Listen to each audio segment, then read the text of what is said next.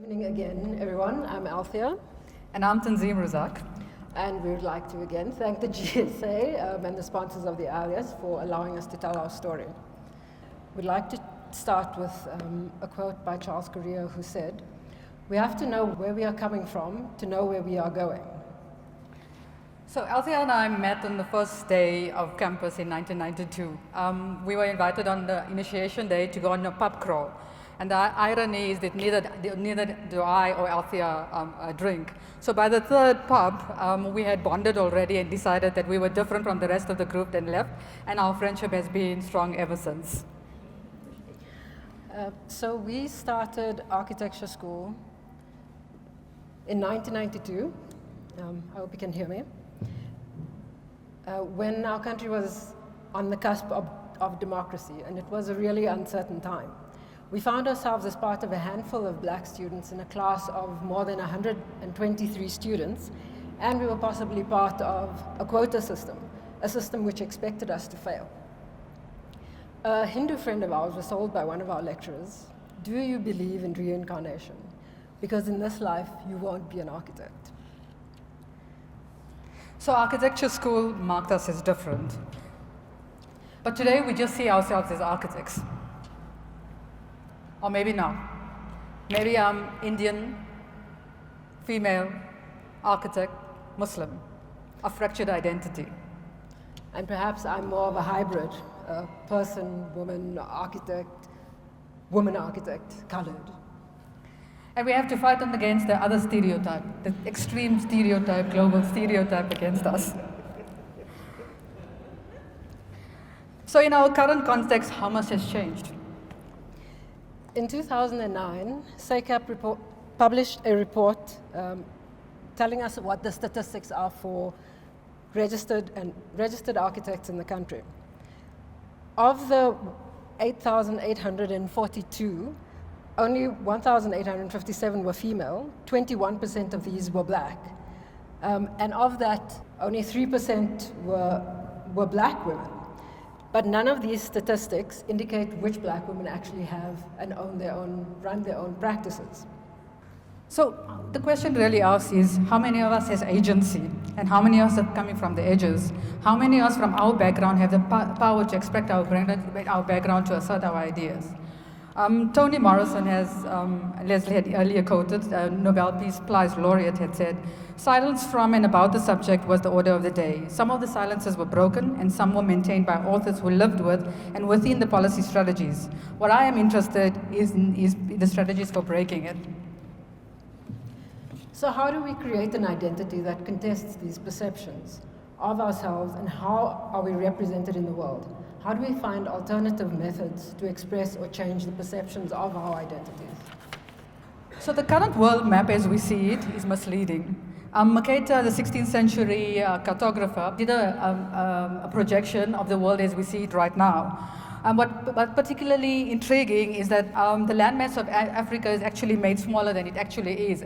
And the perception is that the land masses of Western countries are exaggerated to a point where in 1970s, an alternative projection was made by Gold-Peters. And this was a more accurate projection, and if you see this compared to Mercator, which we current accepted view of the world, Gold-Peters' projection shows that Africa is its correct size and not as diminished compared to the rest of land masses of Western countries. Colonial maps also had a particular bias. When they didn't know about what Africa was, what areas in Africa that were not mapped, they alluded to exoticize it, to create exotic animals and to depict the locals as natives. So in a history of colonial invasions, maps are always seen as first drawn by the victors, since maps are instruments of conquest. Geography is therefore the art of war, but can also be the art of resistance if there's a counter map and a counter strategy. Is that by Edward Said? Quite interesting, Christian cartographers during the medieval time knew that the Garden of Eden was in the east, so they changed maps to the top of the east is shown at top. Islamic cartographers, on the other hand, showed the south as the top.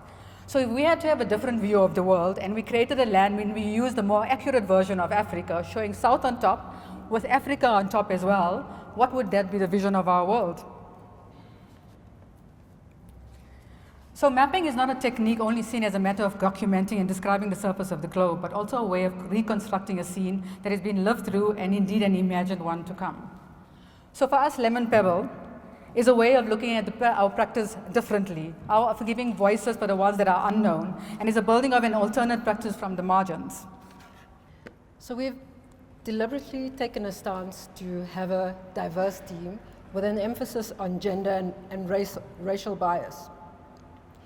In 2015, a McKinsey report published in the Harvard Review showed that ethnically and racially diverse teams perform 35% better than their homogeneous counterparts. So in these groups, for example, in a jury, would find a murder suspect before one of their homogeneous counterparts. In mixed teams, they are more innovative, they make less factual errors, they're likely to be more objective, and they are aware of their personal bias, so they are more likely to question the status quo. And in this way, we share our journey with our team, where we come from, and what we really want to do is give voice to the subverted narratives. So we have physically located ourselves in 66 Scar Street in Newtown. What's interesting is that 66 Car Street, Car Street was actually the old Lokati Street in a coolie location, for want of a better word. I keep having to retrieve offensive word, but the coolie location was the area in which Mahatma Gandhi continued the struggle against the past laws during the early 1900s. The Mills building where we are currently located was actually the old hospital, the temporary hospital to fight the bubonic plague. In March 1904, the plague ravaged the entire location, and the city officials deemed it a slum area and unhealthy and not able to be a habitable space, and therefore burned the entire location. So for us, relocating ourselves means to reclaim space, to come a full circle, and to build on our practice in which our ancestors and people that came before us located themselves. Urban landscapes are storehouses for social memories because natural features such as hills or harbors, as well as streets, buildings, and patterns of settlement frame the lives of many people and often outlast many lifetimes. Decades of urban renewal and redevelopment of a savage kind have taught many communities that when an urban landscape is battered, important collective histories are obliterated. Yet even totally bulldozed places can be marked to restore some sort of shared public memory. And so to the construction of our physical space that we inhabit. We have constructed our office so that it relates to this idea of rebuilding. So we have used from recycled materials from sites that our builders have donated to us, from neighbors. We've scavenged things like pallets from our neighbors. And the physical construction and making are by artisans who we know and who we work with, who we've also learned from. And while it is easier to build a narrative within our own practice, the question becomes, how do we do this within our work? The strategic, political, and ultimately moral historical question is how to move towards understanding without ever forgetting, but to remember without constantly rekindling the division of the past. Such an approach is the only way in which would allow us to look down the darkness of the well of the atrocities of the past and to speculate on their causes at the same time as we haul up the waters of hope for the future of the dignity and equality. That was by an anti-apartheid activist, Neville Alexander. So while we live in a country that the very atrocities of the partisan apartheid is entrenched in the physical geography of our space, so how do we deal with it? How do we make it physical without reinstating the status quo? And how do we go forward within the work itself? A project where we had an opportunity to explore some of these ideas is the Sydney Bremner Institute for Molecular Biosciences for Wits University on Jubilee Road. This project was undertaken in a collaboration between Lemon Pebble Architects and Greenwood Architects with Sandra, which is right here. The Mount, as the building was known at the time, was built after 1910, and it was one of the first established sites in Parktown, Johannesburg, built on Jubilee Road, named in honor of the Queen Victoria's Jubilee celebration. The brief was to refurbish the house to suit the needs of the new tenant, which was Sydney Bremner Institute of Molecular Biosciences. It's quite a mouthful for me. And the intention was to find a permanent home for one of its 6 institutes within the new urban development set up. And the institute, one of its missions was to see that it's reflected as a forefront of research and development. Wits University, as the client, encouraged us architects to explore beyond merely restoration of the architecture itself. And since it didn't already have a heritage policy, it wanted us to come up with something that will go beyond the material culture of the building. The Parktown was an exclusive suburb that was gated and housed the most affluent landlords and mining professionals of the time. The landlords who had moved from the south of the city and to settle on the ridge, basically to escape the dusty mining town below. The area was established as an elite area for the privileged Jubilee Road, being the promenade where you went along and showed off your Sunday best. Access to the suburb of black miners and the less privileged who lived there was severely restricted. So when Jubilee Road was built in 1897, it had a distinct political, economical, and social hierarchy. Jubilee Road occupied the highest point, and metaphorically, it was considered to be the frontier line of the rest of Johannesburg, being the most northern, most boundary of Parktown at the time. The landlords had a vast pool of regimented, strictly controlled servants of other races, which maintained this as an enclave of private privilege. The mark and impact of these servants or staff remain subverted and undocumented. Haydn says in The Power of Place, a politically conscious approach to urbanity must go beyond the techniques of architectural preservation, making preserved structures into museums or attractive commercial real estate to reach broader audiences. It must emphasize public processes and public memory. This will involve reconsidering strategies for the representation of women's history and ethnic history in public places, as well as for the preservation of place itself. Our intentions were to relook and rescript the history that was entrenched in the space. The idea was to excavate the impact of the lost voices and narratives that were made of the elite unclave possible. It was about the idea about dealing with spatial equity. The intention was to explore to researching, excavating the various layers of history and overlaying to allow multiplicity of readings of history. So what we did, we created a metaphorical frontier line marking the highest topographical point, as you've seen below, which marked the boundaries of the city. And it distinguished, it also marked the large sites of the city, of the south.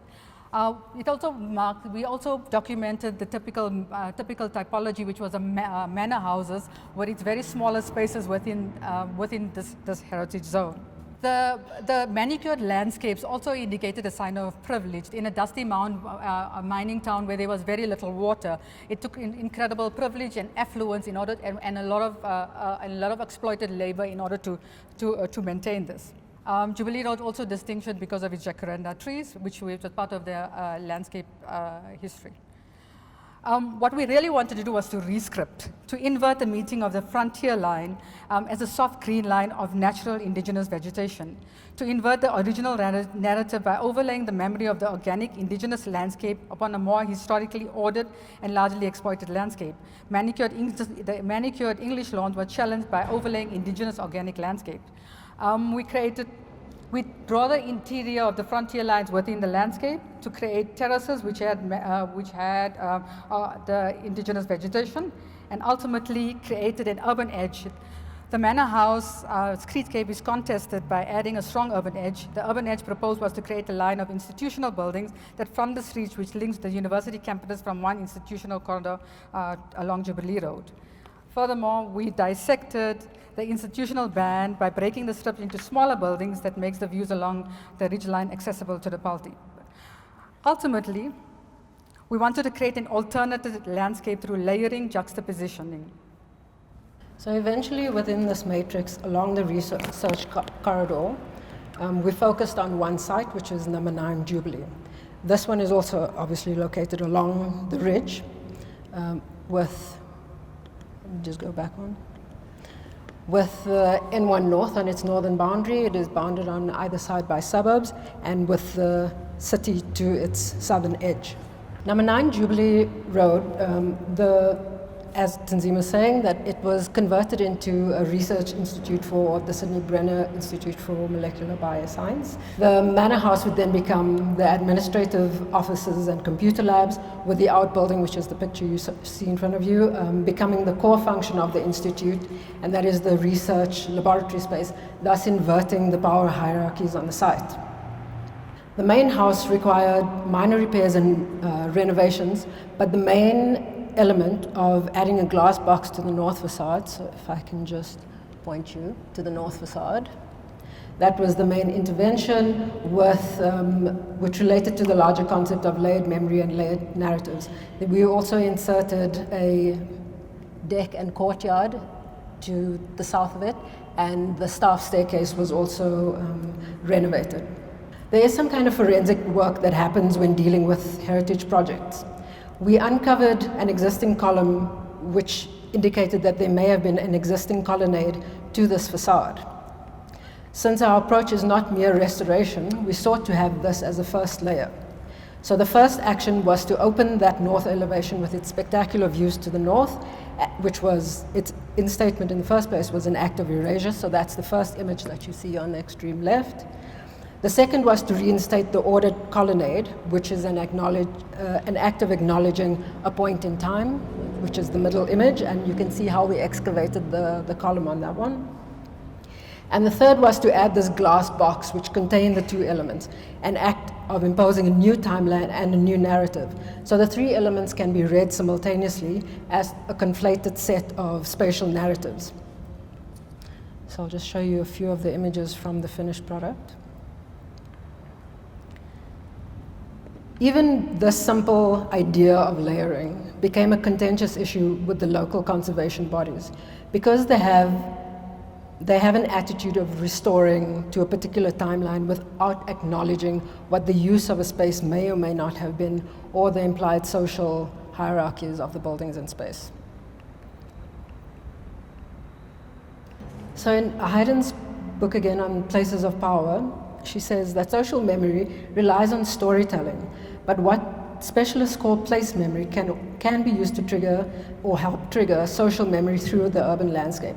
Place memory encapsulates the human ability to connect with both the built and natural environments that are entwined in the cultural landscape. It is the key to the power of historic places to help citizens define their public places. Places trigger memory for insiders who have shared a common past, and at the same time, places can often represent shared past to outsiders who might be interested in knowing about them in the future.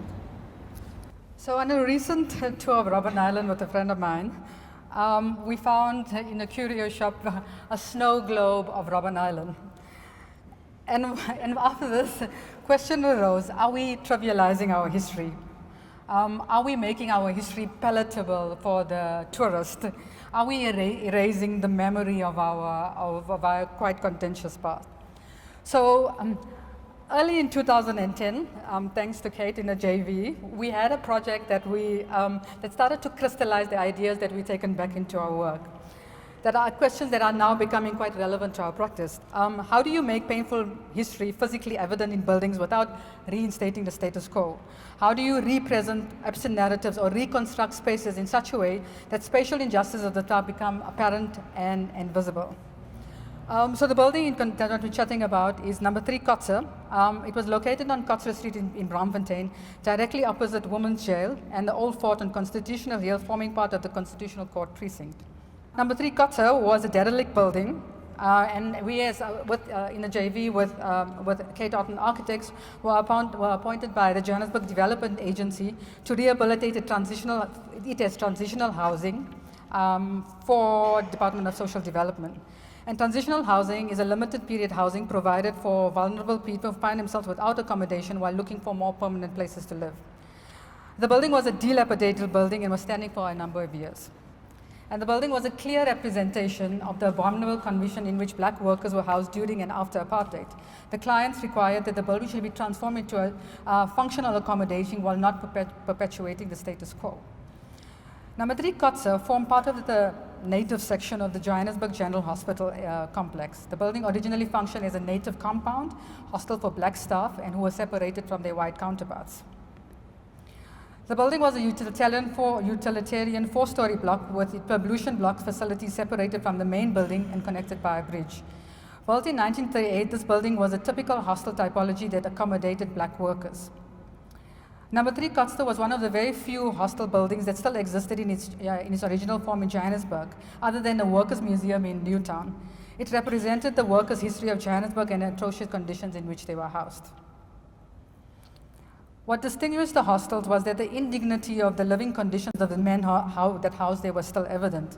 Concrete platforms that acted as beds were crammed into small spaces that housed more than that could reasonably accommodate.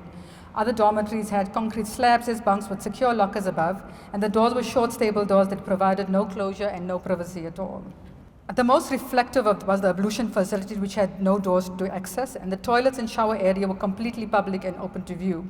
The toilet stalls had no doors with low dividing walls, and the showers were open spaces with shower heads above in the same space as the toilets.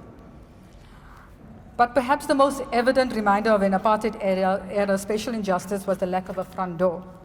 The building faced the street, but despite this, the inhabitants were forced to exit the building through the deliberately created back entrance. So while it was easy to address the ablution facilities by creating privacy, it was more difficult to address the idea of this intangible idea of the indignity of the past. We tried to restore the idea of dignity back into the previously by creating an exaggerated front door.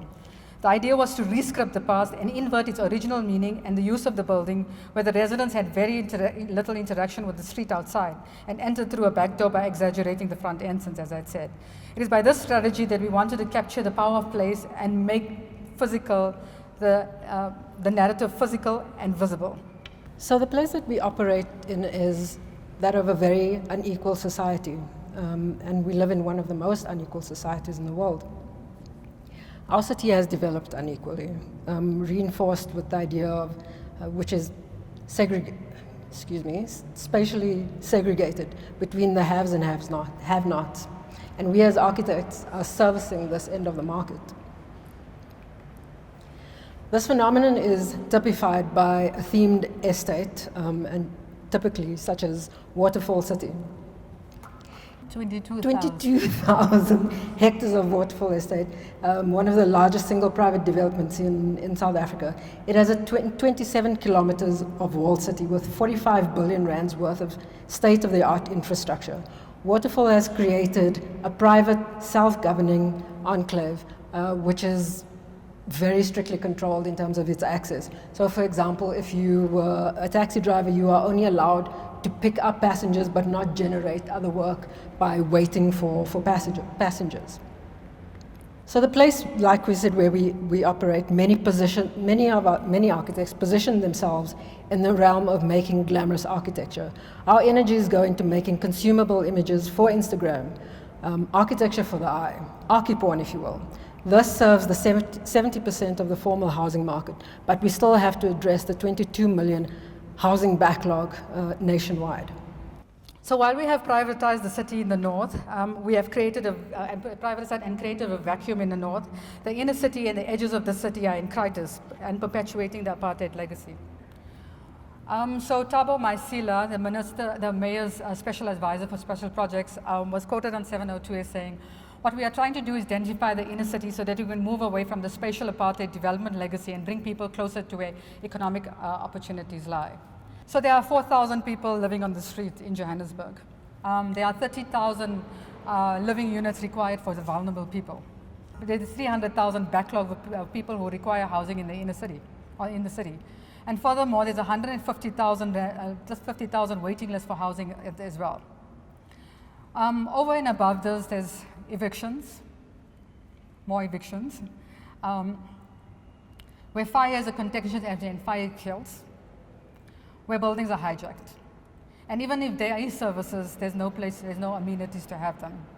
In a recent interview, Alejandro Arvena said, "The challenge of architecture is to be capable of departing from outside of architecture in that environment of ambiguous problems that matter to society."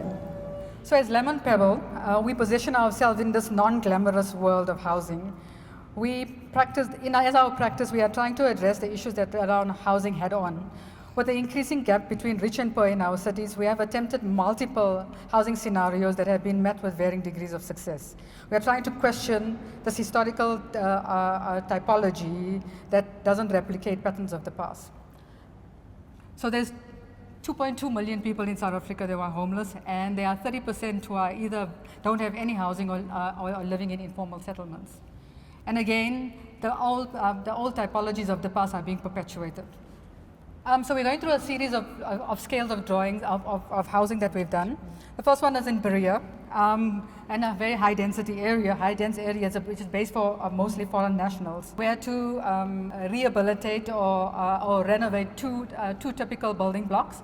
The first was a housing, Block B was a heritage building, a 3-story heritage building, and Block A was a 4-story housing office building that was changed into a housing block. Block A was turned into communal housing that changed from 10 square meters to 16 square meters with a communal kitchen and communal bathroom. While a single bedroom unit between 20 and 18 square meters for the 4-story building. So while the efficiency of the building was to be commendable, and the investors and funders were making money, after 2 years the building was hijacked. Lessons learned from this: so on the original proposal was to create communal spaces with crashes and recreation rooms in order to build community. But building this in this area of a high efficient and cost efficiency, due to the financial constraints, these were relegated as unnecessary. The reasons given for the hijacking of the building, the neighbors didn't know each other. That left the hijackers an opportunity to exploit the fact that they didn't know each other by changing the rental account. And by not knowing each other, the building was hijacked. The second project was in Main End, on the corner of Main End and Commissioner Street. Again, it was a historical building. And with lessons learned from the previous project, this time we insisted on a mixed-use development by creating retail on the ground floor, with keeping them as small as possible to accommodate the kind of retail that happened on that, by creating a arcade scenario with housing on the upper floors. Again, this time around, it was not spatially efficient because the houses, they varied between, this time around, by 22 squares to 40 square meters, and being non-efficient didn't make enough money for the development. This was due to the depth of the building that we couldn't get enough light. So one of the other projects in this realm of making high-density housing is in a township called Fisherville. It's a new proposal for a developer.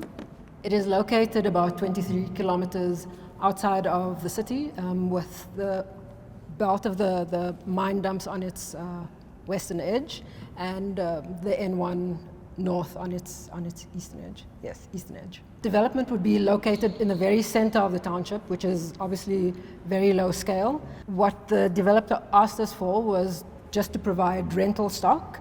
So we developed 6 typologies for them, one of which was a unit that could become retail, and this was put onto the northern, so the very top line of the development would become an urban edge. There were some very deliberate marks that the developer wanted to make with this development. Things like allowing school kids to move past the development and move past and through the development, which is contrary to this making of private enclave that we usually encounter, and therefore reinforcing the idea of community. So the units varied, like we said, but they are all sort of within between 30 and 35 square meters. So it's a very low scale, 2-story set of buildings. The next project that we're showing you is converse to the others where there is a developer involved. This is actually for the Department of Public Works. This project is called the Mzwethu Training Facility and Barracks for the SAPS. It is located 34 kilometers away from town, and it is in the middle of Protea Glen.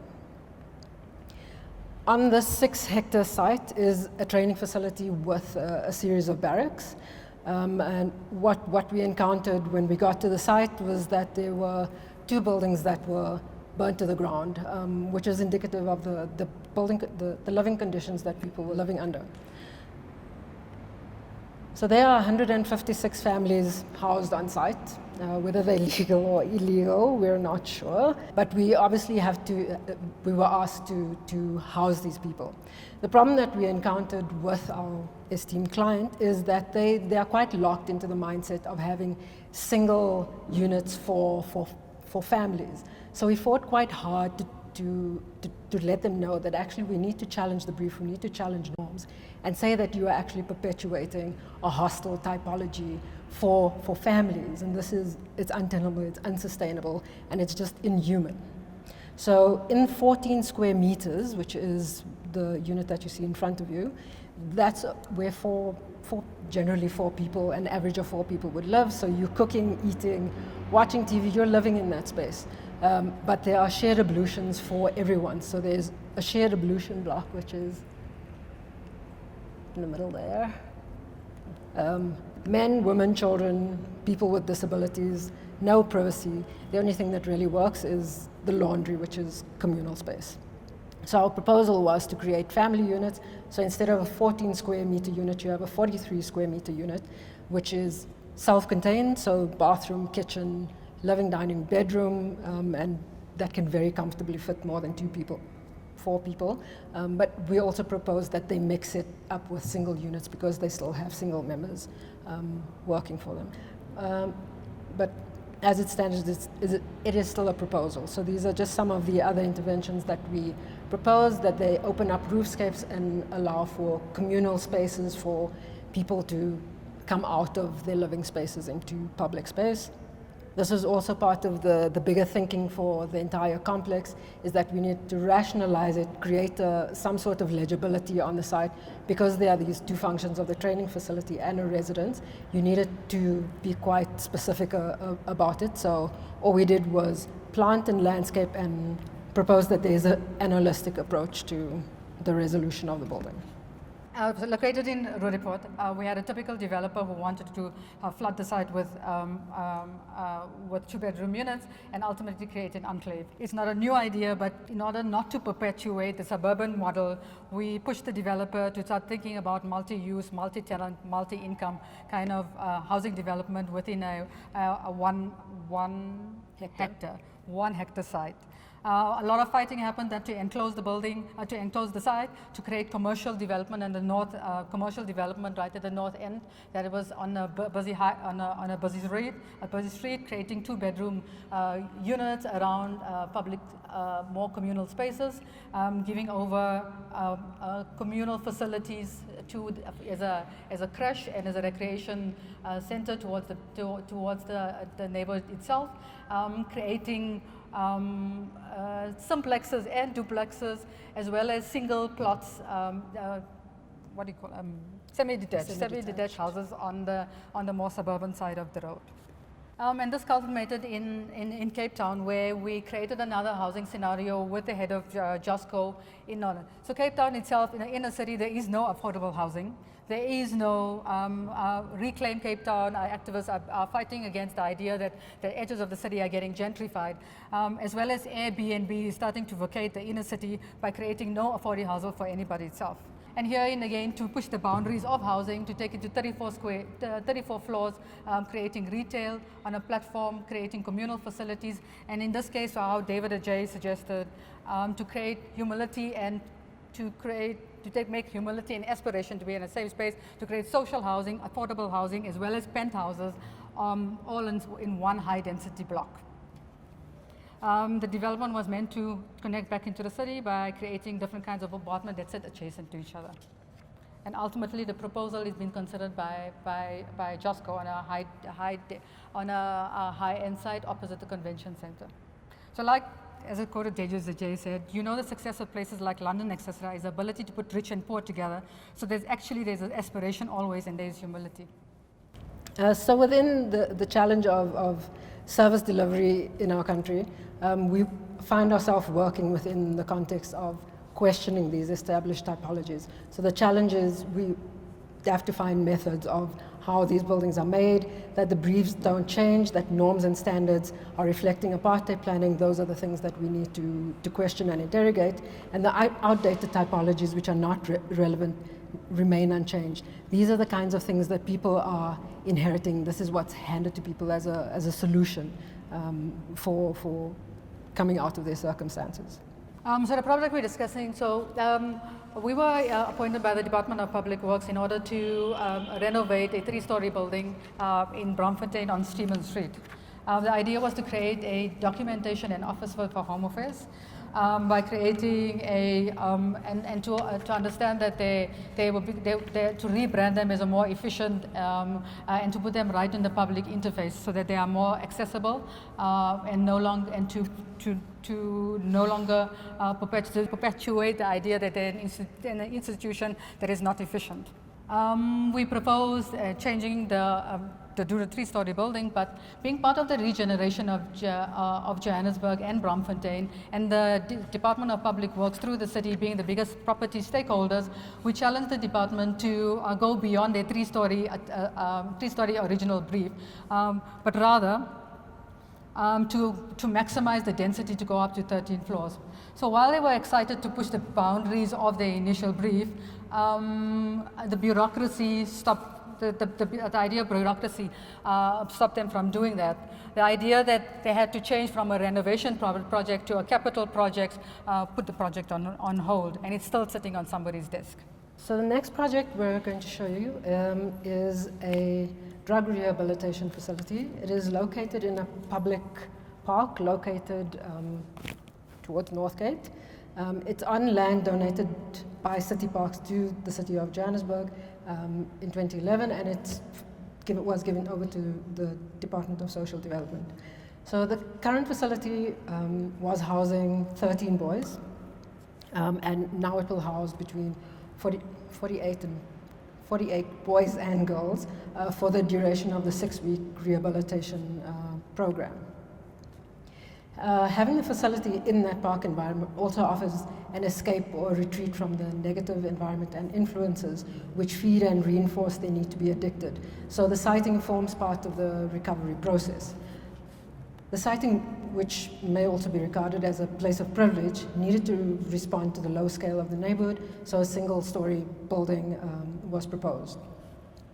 Conceptually, the design meant returning to first principles, but there was also an imperative that this needed to be a place of healing and regeneration rather than be another punitive institution. So contrary to our intentions, control became part of the brief. Control of movement, control of access, light, and connection.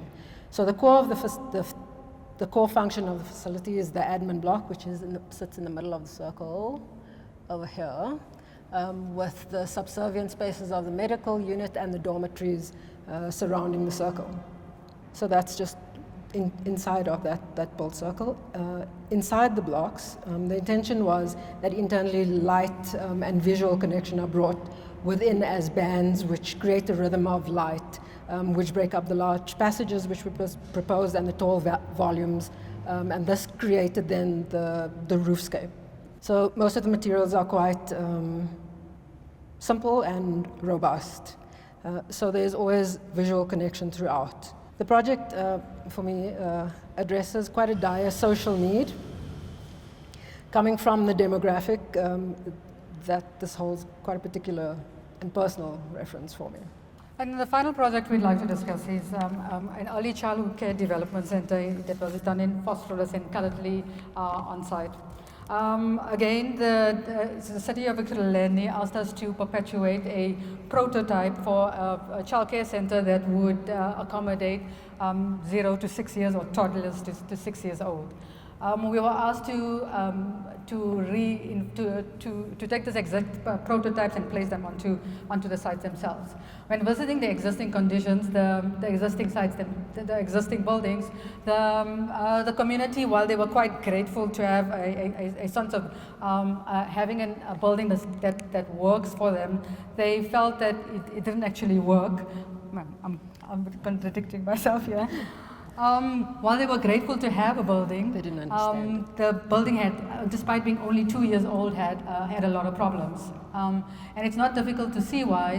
The geometries of the site created that water was coming through the construction, and emerging contractors were found it very difficult to build. They also felt they couldn't walk through the building. It was not clear to them, and ultimately they didn't want this to be perpetuated on other sites. So we pushed the brief to ask a very simple thing, to ask the department that we refused to perpetuate a prototype that didn't work, and we asked them that we were going to rationalize the planning. It's quite obvious that the idea, while what was quite poignant was the initial conceptual idea of a hand embracing a child wasn't working. So we rationalized it by taking the circulation, making the circulation quite more obvious, making the building more legible by creating the services around a courtyard and lining up the courtyard to the public spaces so that when it opens up, it becomes part of a larger space, and that it acts as an additional facility for the community after hours. And fossil loaders and most of the townships having quite a low scale to create a landmark entrance and also to exaggerate the entrance, creating a higher volume. So ultimately the rationalized site, and then a very simple idea in order to create legibility through color coding for children. And that each room, since children at that age can't read, to use it as a wayfinder. The building is getting built currently, and that's its current status. So in conclusion, all our endeavors are about re-scripting our identities, from that of mere technician or maker of objects or builder or just manager, to the role of facilitator, interpreter of space, translator of narratives with limited resources. For us, LPD has become a platform for dialogue and advocates for an architecture that has empathy and creates a voice for subverted narratives. And we would like to continue this journey by creating agency for us, for ourselves and others around it, and ultimately to make our fractured and hybrid identities whole. Thank you. Thank you.